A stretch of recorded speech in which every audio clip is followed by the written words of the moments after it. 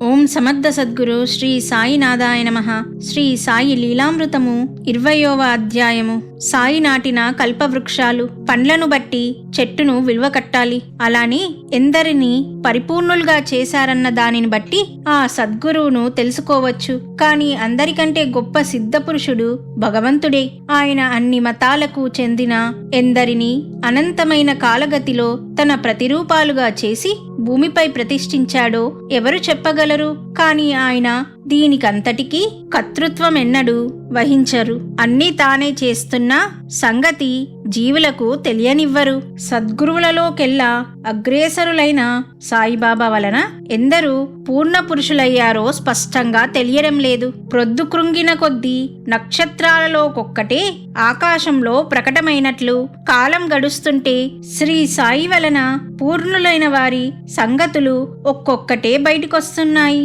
సాయి రెండవసారి షిరిడీకి వచ్చే ముందు గాడ్గి మహారాజ్ అను సిద్ధపురుషుణ్ణి రూపొందించిన విషయం చూచాము. శ్రీ ఉపాసనీ బాబా పాండిత్యానికి భక్తికి ప్రఖ్యాతి చెందిన మహారాష్ట్ర బ్రాహ్మణ ఉపాసని కుటుంబంలో మే 5, 1870న సట్నాలో జన్మించాడు కాశీనాథ్. బడి చదువులు విడిచి కాలమంతా సంధ్యావందనం, యోగాభ్యాసము, విష్ణు సహస్రనామ పారాయణంలో గడిపేవాడు. వివాహం చేశాక కూడా అతనిలో మార్పే లేదు. సరికదా ఒకనాడు ఇల్లు విడచి కాలినడకన నాసిక్ చేరాడు. 2 నెలల తర్వాత తల్లికి జబ్బు చేసిందని తెలిసి తిరిగి వచ్చిన కొద్ది కాలానికే అతని భార్య, తల్లి మరణించారు. పెద్దలు 2వ వివాహం చేసినా మళ్ళీ ఇల్లు విడిచి వెళ్ళిపోయి ఎన్నో కష్టాలోర్చి సాధు సాంగత్యం చేస్తుండేవాడు. తర్వాత మళ్ళీ స్వగ్రామమైన సట్నాకు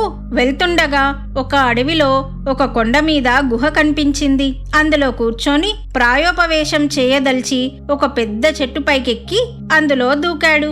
అక్కడ నిరంతరం జపం చేస్తూ త్వరలో బాహ్యస్మృతి కోల్పోయాడు. ఒకనాడు మేల్కో వచ్చినప్పుడు ఒక దివ్య దర్శనమైంది. ప్రక్కన ఎవరో నిల్చొని అతని చర్మం ఒలుస్తున్నారు. భయపడి కళ్ళు తెరిచేసరికి ఎవ్వరూ లేరు. మళ్ళీ బాహ్యస్మృతి కలిగేసరికి విపరీతమైన దాహమేసింది. పక్కనే వాననీరు చిన్న మడుగు కట్టి ఉంటే తాగి వాటితో శరీరం తుడుచుకున్నాడు. 4వ రోజు మరో దర్శనమైంది. తప్పికతో తానొక కాలువ దగ్గరకెడుతున్నాడు. తనకొక వైపు ఒక ముస్లిం సాధువు, మరోవైపుగా సన్యాసి ఉన్నారు. వారిద్దరూ అతడి పాత చర్మం తీసివేసి లోపల బంగారం వంటి దేహం అతనికి చూపి, ఎందుకు చావ యత్నిస్తున్నావు? మేము నిన్నెప్పటికీ చావనివ్వము అన్నారు. అప్పుడతడు గుహ నుండి దిగి జూలై 22, 1890న ఇల్లు చేరాడు. ఎన్నో నెలల తరబడి తాను సమాధి స్థితిలో ఉన్నట్లు తెలుసుకున్నాడు. 1 సంవత్సరంలోగా అతని తండ్రి, తాత, 2వ భార్య మరణించారు. కుటుంబం అప్పుల పాలయ్యేసరికి లోకమాన్య బాలగంగాధర్ తిలక్ గారు ఆదుకున్నారు. తర్వాత అతడు వైద్యం అభ్యసించి అమరావతిలో గొప్ప వైద్యుడై శ్రీమంతుడయ్యాడు. కాని వ్యాపారంలో అంతా నష్టపోయాడు. బంధువులు 3వ వివాహం చేశాక ఆ దంపతులు యాత్రలు చేశారు. ఓంకారేశ్వర్లో అతడు తీవ్ర సమాధి స్థితిలో ఉండగా భార్య భయపడి నీరు చల్లి మేల్కొల్పింది. అప్పటి నుండి అతనికి గాలి పీల్చడం ఎంతో కష్టమయ్యేది. నిద్రపోతే శ్వాస నిలిచిపోయేది. ఏ వైద్యానికి ఆ బాధ తగ్గలేదు. చివరకు యోగంలో వచ్చిన బాధను యోగపూర్ణులే తొలగించగలరని తలచి భార్యను ఇంట వదిలి 1911లో అట్టి వారిని వెతుకుతూ బయలుదేరాడు కాశీనాథ్. అతడు రాహూరిలో యోగి కులకర్ణిని దర్శిస్తే ఆయన, నీవు మంచి స్థితిలో ఉన్నావు, నిన్ను సాయిబాబా మాత్రమే ఉద్ధరించగలరు అన్నారు. కాని సాయి ముస్లిం అని తలచి వారిని దర్శించలేదు కాశీనాథ్. తర్వాత దారిలో ఒక వృద్ధుడు కనిపించి, చన్నీరు త్రాగవద్దు, వేడి నీరు మాత్రమే త్రాగు అని చెప్పాడు. అతడా మాట లెక్క పెట్టక వేరొక చోట నీరు త్రాగడానికి కాలువకు వెళ్తుంటే ఆ వృద్ధుడే మళ్ళీ ఎదురై మందలించి ప్రక్క గ్రామంలో వేడి నీరు త్రాగమని ఆదేశించి అంతర్ధానమయ్యాడు. కాశీనాథుడు ఆశ్చర్యపడి అలానే చేశాడు.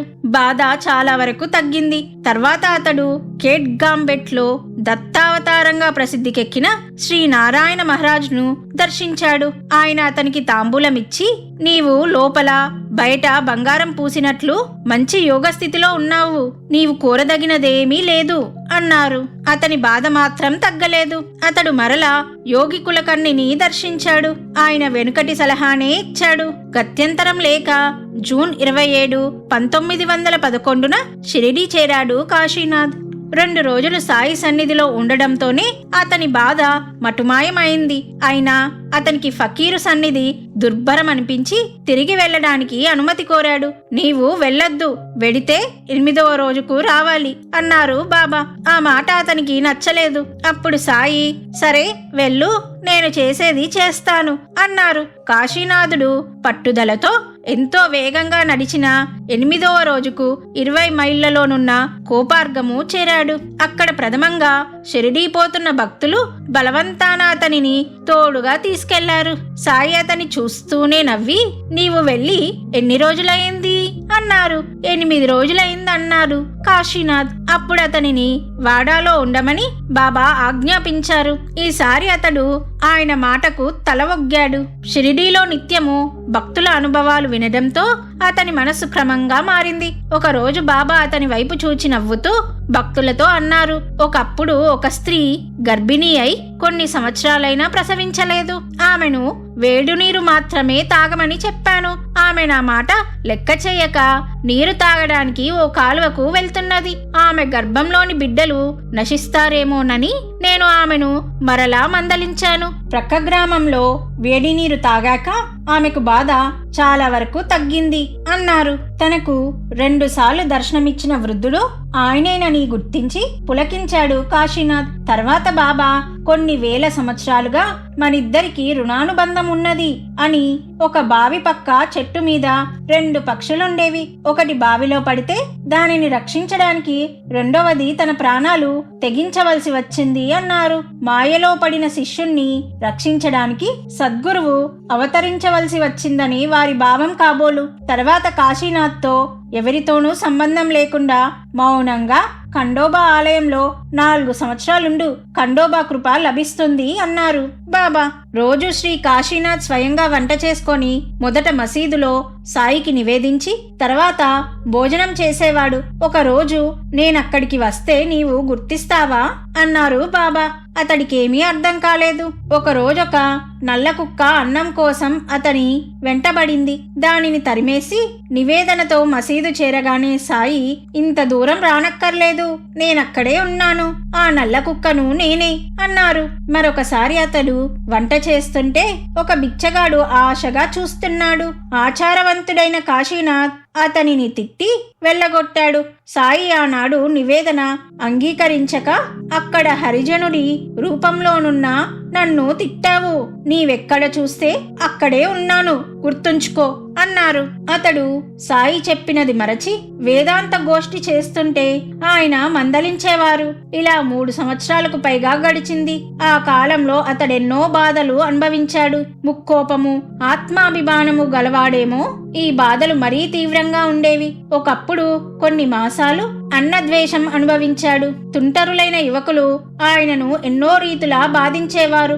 ఆ బాధలు భరించలేక అతడెన్నోసార్లు షిరిడీ వదిలి వెళ్లాలనుకున్నాడు. కానీ సాయి వెళ్ళనివ్వలేదు. నీవిప్పుడెంత ఓర్చుకుంటే నీ భవిష్యత్తు అంత ఉజ్వలంగా ఉంటుంది. 4 సంవత్సరాలు ఇక్కడుంటే నా స్థితే నీకు కలుగుతుంది అనేవారు. కానీ అతడు సుమారు 3.5 సంవత్సరములు ఉన్నాక సాయితో చెప్పకుండా భక్తులతో కలిసి ఖరగ్పూర్ వెళ్లిపోయాడు. కానీ అప్పటికే అతనిలో యోగ శక్తులు ప్రకటమయ్యేవి. ఉదాహరణకు నెవాసా నుండి కొందరు భక్తులతో నరహరి సాయిని దర్శించాడు. కానీ ఆయన ముస్లిమని శంకించాడు. వెంటనే సాయి అతని కేసి ఒరిమి చూచారు. అతడు బయటకు పోయి ఖండోబాలో ఉపాసనీ శాస్త్రికి నమస్కరించబోయాడు.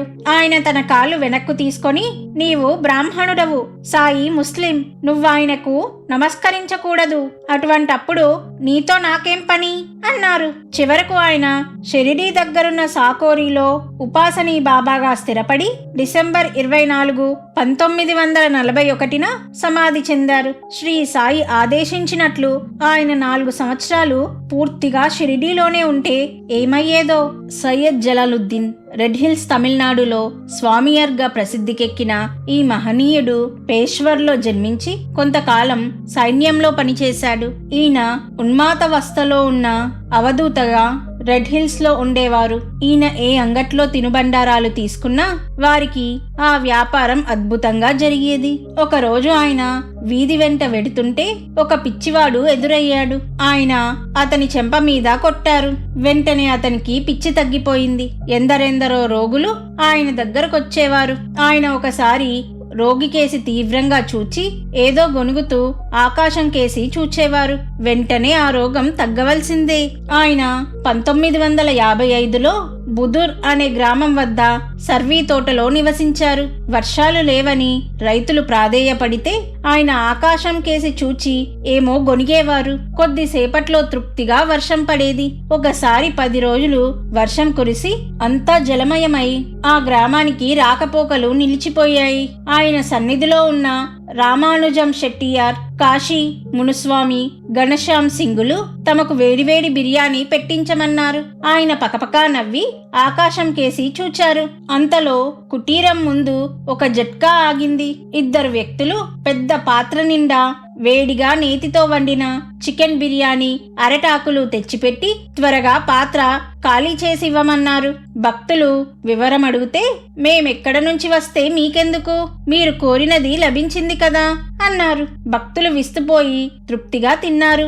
అలాగే టీ తాగే సమయమైంది. కుటీరంలో టీ పొడుము చక్కెర ఉన్నాయి, కానీ పాలు లేవు. అనుకోగానే అకస్మాత్తుగా ఒక వ్యక్తి వచ్చి 2 లీటర్ల పాలు పోసి వెళ్లిపోయాడు. వీరిలో ఘనశ్యామ్ సింగ్ ప్రతిరోజు అర్ధరాత్రి వరకు ఆ ఫకీరు గారి సేవ చేస్తుండేవాడు. జీవితాంతము బ్రహ్మచారిగా వారి సేవలోనే ఉండాలని ఆశించాడు. ఒక రాత్రి ఆ ఫకీరు నవ్వి, నీకు పెళ్ళవుతుంది, 3 బిడ్డలు కలుగుతారు అన్నారు. అలానే జరిగింది. అక్టోబర్ 28, 1964 సాయంత్రం 7 గంటలకు ఆ ఫకీరు ఆవో జిబ్రాయిల్ ఏ మేరా ఆర్డర్ హే, దేవదూత అయిన ఓ జిబ్రాయిలు ఇటురా, ఇది నా ఆజ్ఞ అని పెద్దగా కేకలేశారు. ఇక 4 గంటలలో తాము సమాధి కాబోతున్నామని చెప్పారు. సరిగ్గా 11:45 గంటలకు అల్లాహో అని 7 సార్లు స్మరించి భగవంతునిలో ఐక్యమయ్యారు. ఒకరోజు ఈ ఫకీరును మీ గురువెవరు అని అడిగాడు ఘనశ్యామ్. రేపు చెబుతామన్నారు. మరుసటి ఉదయమే 8 గంటలకు అతనిని బయటికెళ్లి సూర్యుని చూడమని సైగ చేశారు. చూడగా ఆ బింబంలో 5 నిమిషాల పాటు ద్వారకామాయిలో కూర్చున్న సాయిబాబా ముఖం దర్శనమిచ్చింది. ఆశ్చర్యంతో ప్రణమిల్లిన ఘనశ్యామ్కు నిన్నటి నీ ప్రశ్నకు సమాధానమిదే అన్నట్లు చిన్న సైగ చేసి నవ్వారా ఫకీరు. శ్రీరామమారుతి మహారాజ్ 1910 సంవత్సరంలో ఒకరోజు బొంబాయి నుండి వచ్చిన త్రయంబకరావు, కులకర్ణి, మార్తాండ్ మొదలైన భక్తులతో సాయి, రేపు మాకు పర్వదినం దీపావళి అన్నారు. మరురోజు ఉదయమే ఆయనెంతో సంతోషంగా, ఈ రోజు నన్ను చూడడానికి నా తమ్ముడొస్తున్నాడు. ఒకప్పుడు మా 2 భార్యల మధ్య తగు వచ్చింది, మేము వేరుగా ఉంటున్నాం అన్నారు. మధ్యాహ్నం ఆరతికి ముందు నానా చందోర్కర్తో మారుతి వస్తున్నాడు అన్నారు. ఆరతి ప్రారంభమైన కొద్దిసేపట్లో ఠానే నుండి తమ భక్తులతో కలిసి శ్రీరామ్ మారుతి మహారాజ్ అను మహనీయుడొచ్చాడు. వెంటనే సాయి ఆరతి ఆపించి తమ సోదరుని చూచి తమ చెంతకు రమ్మన్నట్లు నవ్వారు. తండ్రి దగ్గరకు బిడ్డలాగా రామమారుతి పరుగున వెళ్లి సాయిని కౌగలించుకొని ముద్దు పెట్టుకున్నారు. వారు ఒకరి చేతులొకరు ఎంతో ఆప్యాయంగా పట్టుకొని కూర్చున్నారు. తర్వాత ఆరతి కొనసాగించమని సాయి ఆదేశించారు. ఆరతి అయ్యాక ఆ మహనీయుడు ఖండోబాకు వెళ్లి అక్కడ నివసిస్తున్న ఉపాసనీ శాస్త్రితో రాముని సేవ విడువకు అని చెప్పారు. అక్కడ తమ భక్తులతో సాయికి నైవేద్యంగా షిరా, రవ్వ కేసరి తయారు చేయించారు. ఈలోగా బాబా వద్దకు భక్తులెందరో తమ నైవేద్యాలను తెచ్చి సమర్పించారు. ఉండండి, ఈ రోజు మొదట నా తమ్ముడిచ్చే నైవేద్యం తీసుకోవాలి అని కొద్దిసేపు వేచి ఉన్నారు బాబా. అది రాగానే ఎంతో సంతోషంగా దానిని కొంచెం తిని తర్వాత మిగిలిన నైవేద్యాలు తీసుకున్నారు. నాటి మధ్యాహ్నం, సాయంత్రం చావడి ఉత్సవంలోనూ ఆ మహాత్ముణ్ణి తమ చెంతనే ఉంచుకొని రాత్రి మాత్రం ఆయనను ఖండోబాలో నిద్రించమని పంపించారు సాయి. ఈ రీతిన తన తమ్ముణ్ణి 14 రోజులు తమ చెంత నుంచుకొని పంపించారు సాయి. శ్రీ రామమారుతి మహారాజ్ శ్రీ బాల ముకుంద స్వామిని గురువుగా ఆశ్రయించినా తమ పరాత్పర గురువు సాయినాథుడేనని చెప్పేవారు. తాననుసరించిన నాద సాంప్రదాయానికి ఆది పురుషుడైన ఆదినాథుడే సాయినాథుడనేవారు. వీరు సెప్టెంబర్ 28, 1918 మహాసమాధి చెందారు. బహుశా ఎన్నో జన్మలుగా తమ శిష్యుడుగా ఉంటున్న మారుతి మహారాజ్ ఈ జన్మలో వేరొక గురువును ఆశ్రయించాడని వారి భార్యల మనస్సుల తగవుగా సాయి అభివర్ణించారేమో. శ్రీ శాంతావన్జీ మహారాజ్ వీరు గుజరాత్ లో గొప్ప మహనీయులు. వీరు సాధక దశలో చాలా కాలం హిమాలయాల్లో ఉండి తర్వాత గంగా తీరంలో బ్రహ్మచారిగా 30 సంవత్సరాలు తీవ్రమైన గాయత్రి ఉపాసనలో గడిపారు. వారొకసారి తమ అనుభవం ఒకటి చెప్పారు. నేనొకప్పుడు పాలనాపురం వద్ద బాలరామ క్షేత్రంలో గాయత్రి సాధన చేస్తున్నాను. ఒకసారి మనసెంతకు ఏకాగ్రమవ్వలేదన్న నిరాశతో నదిలో దూకి ఆత్మహత్య చేసుకోదలిచాను. ఒక శివమందిరంలో దేవిని ప్రార్థించి గాయత్రిని స్మరించి నదిలో దూకబోతుండగా ఒక ఫకీరు నా వద్దకొచ్చారు. ఎంతో తేజోవంతమైన కళ్ళు, గడ్డముగుల ఆయనెంతో మధురంగా నవ్వుతూ వచ్చి నా చెయ్యి పట్టుకొని తమ వెంట రమ్మన్నారు. నేను మంత్రముగ్ధుడనై వారి వెనుకనే నడిచాను. వారు నాకు కలోల్ గ్రామానికి టికెట్టు ఇచ్చి అకస్మాత్తుగా అదృశ్యమయ్యారు. ఆయనెవరో నాకు అర్థం కాలేదు. కొంతకాలం తర్వాత నేను తరచూ హిమాలయాలకు వెళ్లి చివరకు నర్మదా తీరంలోని కరనాలిలో స్థిరపడ్డాను. పై దర్శనమైన 30 సంవత్సరాల తర్వాత 1976లో సూరత్లోని సాయిబాబా మందిరంలో దత్త జయంతికి గాయత్రి యజ్ఞము చేయమని నన్ను భక్తులు ఆహ్వానించారు. నేనంతవరకు ఏ సాయిబాబా మందిరము చూడలేదు. అక్కడొక రాత్రి బాబా స్పష్టంగా కలలో కనిపించి, నన్ను మరిచిపోయావా? 30 సంవత్సరాల క్రిందట బాలరామ క్షేత్రంలో నదిలో దూకి ఆత్మహత్య చేసుకోబోతుంటే నిన్ను రక్షించినదెవరు అన్నారు. నాకెంతో ఆనందం కలిగింది. మరో రోజు నేను ధ్యానానికి కూర్చోగానే గాయత్రీదేవి బదులు నాకు సాయిబాబా దర్శనమిచ్చి ప్రగాఢమైన ఆనందము అనుగ్రహించారు. మరింత భక్తి శ్రద్ధలతో ఆ మందిరంలో సాయి పూజ, గాయత్రి యజ్ఞము ముగించాను. గజానన్ మహారాజ్ గజానన్ పటేకర్ అను యువకునికి 8వ ఏట ఉపనయనం చేశాక అతని పినతండ్రి అతనికి మహనీయుల దర్శనము, ఆశీస్సులు ఇప్పించడానికి అతనిని షెహపూర్ వద్ద నది ఒడ్డున ఉన్న ఉదంబరా వృక్షం కింద విడిది చేసిన 3 సాధువుల వద్దకు తీసుకువెళ్లి వారికి నమస్కారం చేయించాడు. వారిలో ఒకరు గురుకృప వలన పటేకర్ మహనీయుడు అవుతాడని ఆశీర్వదించాడు. తర్వాత అతని కుటుంబానికి సుపరిచితుడైన నానా చందోర్కర్ షిరిడీ దర్శించినప్పుడు, బాబా, నీ మిత్రుని కొడుకు గజానన్ నన్ను షహపూర్లో నది ఒడ్డున ఉదంబరా వృక్షం కింద దర్శించుకున్నాడు. నేనప్పుడు అతనిని ఆశీర్వదించాను. అప్పుడు నాతో కూడా గురు సిద్ధారూఢులు, కళ్యాణ్ నివాసి అయిన రామ్ మారుతి స్వామి కూడా ఉన్నారు. నీవు కూడా అవకాశం ఉన్నప్పుడల్లా అక్కడ నదిలో స్నానం చేసి అచటి నా స్థానాన్ని కూడా దర్శించుకో అని చెప్పి పటేకర్కు ప్రసాదంగా పాలకోవ పంపారు. ఆ మాట విని ఆశ్చర్యపోయాడు నానా చందోర్కర్. తర్వాత అతడు హేమాడ్ పంతుతో కలిసి మళ్లీ షిరిడీ వెళ్ళినప్పుడు, సాయి, మీ గజానన్ ఆ మారుతి ఆలయంలో ఇంకెంతకాలం ఉంటాడు అన్నారు. తర్వాత హేమాడ్ పంతు సాయి సచ్చరిత్ర ప్రతిని షాహపూర్లోని ఆ ఉదంబరా వృక్షం కింద ఉంచి పూజించాడు. అంగోన్కా వాడ్కు చెందిన సకారం మహారాజ్, గాడ్గే మహారాజ్ మొదలైన మహాత్ములు కూడా ఆ చెట్టు కింద తపస్సు చేసుకున్నారు. తర్వాత సాయి చెప్పినట్లే గజానన్ పటేకర్ ఎందరో మహనీయులను దర్శించి రత్నగిరి జిల్లాలోని పటగాం నివాసి అయిన శ్రీ దాదా మహారాజ్ అను మహనీయుని అనుగ్రహానికి పాత్రుడై తర్వాత గజానన్ మహారాజ్ గా ప్రసిద్ధికెక్కాడు. అలనాడు సాయితో కలిసి ఆ వృక్షం క్రింద అతనికి దర్శనమిచ్చిన రామ్ మారుతి మహారాజ్ సాక్షాత్తు మారుతియేనని చెప్పి అక్కల్కోట స్వామి కూడా కొందరు భక్తులను వారి దర్శనానికి పంపేవారు. ఈ రామమారుతి మహారాజ్ తమ భక్తులతో శ్రీ గురు సిద్ధారూఢులు, శ్రీ సాయిబాబా వేరు కాదని తెలిపే ఎన్నో అనుభవాలు చెబుతుండేవారు. ఇమాంబాయి చోటేఖాన్ అనే భక్తుడిలా అన్నాడు, నాకు తెలిసిన 2 ముస్లిములు బాబా వల్ల ఉద్ధరింపబడ్డారు. మా ఊరికి చెందిన షేక్ అబ్దుల్లాతో బాబా, మనం ఈ రోజు చనిపోయినా మామూలుగానే 3వ రోజు కూడా గడిచిపోతుంది. ఇల్లు, భూమి మొదలైన వాటి వల్ల ఏమిటి ప్రయోజనం అన్నారు. షేక్ అబ్దుల్లా స్వగ్రామానికి తిరిగొచ్చి తన ఇల్లు వాకిలి భార్యాబిడ్డలకు అప్పగించి వీధులలోనూ మహాత్ముల సమాధుల దగ్గర కాలం గడుపుతూ ఎప్పుడూ తనలో తాను గునుక్కుంటుండేవాడు. అడగకుండా ఎవరైనా పెడితేనే తినేవాడు. అతనికి 12 సంవత్సరాలలో అద్భుత శక్తులు ప్రాప్తించాయి. ఒకప్పుడు నేను ప్రయాణమవుతుంటే నన్ను వెళ్ళవద్దని ఒక చోట పాము తారసిల్లుతుందన్నాడు. అది పగలు కావడాన నేనతని మాట వినలేదు. అతడు చెప్పిన చోట పాము కనిపించింది. మరోసారి అతనితో మా ఊళ్ళో బీడీలమ్ముకునే అబ్బాస్ సేట్ భార్యాబిడ్డలను విడిచి ఎందుకు పిచ్చివాడిలా తిరుగుతున్నావు అన్నారు. నీకే తెలుస్తుందిలే అన్నాడు అబ్దుల్లా. అబ్బాస్ మళ్ళీ అట్లానే అన్నాడు. అతని వైపుకు అదృశ్య వస్తువు విసిరినట్లు తన పిడికలి విసిరి నువ్వు అలాగే అవుగాక అన్నాడు అబ్దుల్లా.